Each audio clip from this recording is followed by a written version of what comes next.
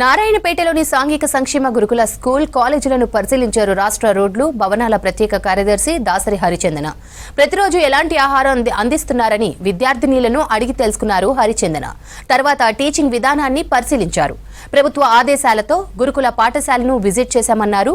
గురుకులాలు వసతి గృహాలపై ప్రత్యేక శ్రద్ధ పెట్టామన్నారు జిల్లా కలెక్టర్ సిక్తా పట్నాయక్. విద్యార్థినీలతో కలిసి భోజనం చేశారు దాసరి హరిచందన, జిల్లా కలెక్టర్ సిక్తా పట్నాయక్.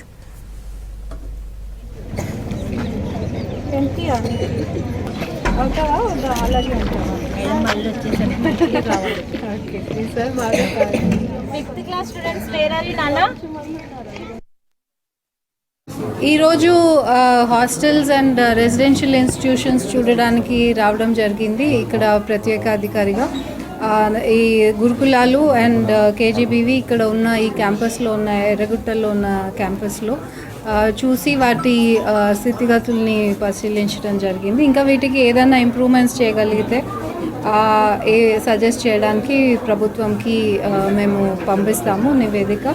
అదేవిధంగా ఇక్కడ కూడా ఇప్పుడు పిల్లలకి కామన్ డైట్ మెన్యూ రావడం వల్ల చాలా ఇంప్రూవ్మెంట్ వాళ్ళకి ఫుడ్లో చూస్తున్నాము. వారితో డిన్నర్ చేయడం కూడా జరిగింది.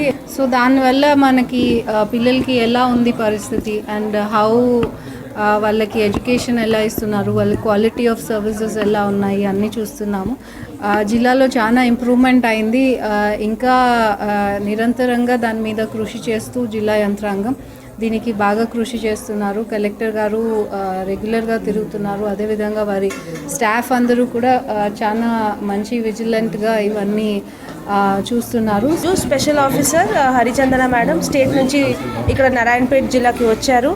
ఇక్కడ మనము రెగ్యులర్గా అయితే collector, additional collector, assistant collector, all officers కూడా హాస్టల్స్ అండ్ రెసిడెన్షియల్ ఇన్స్టిట్యూషన్స్ మీద బాగా ఫోకస్ చేస్తున్నాము.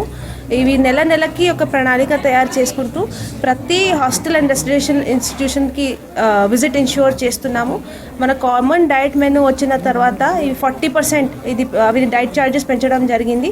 సో ప్రతి హాస్టల్ అండ్ ప్రతి రెసిడెన్షియల్ ఇన్స్టిట్యూషన్లో కూడా ఈ మెనూ ఇంప్లిమెంట్ చేయడం, తర్వాత క్వాలిటీ ఆఫ్ ఫుడ్ చూడడం, స్టోరేజ్ కండిషన్ చూడడం, మిల్క్, రైస్ క్వాలిటీ, అది ఇంతకుముందు రైస్ క్వాలిటీ కొంచెం ఇష్యూ ఉండే అది కూడా సాల్వ్ చేయించాము.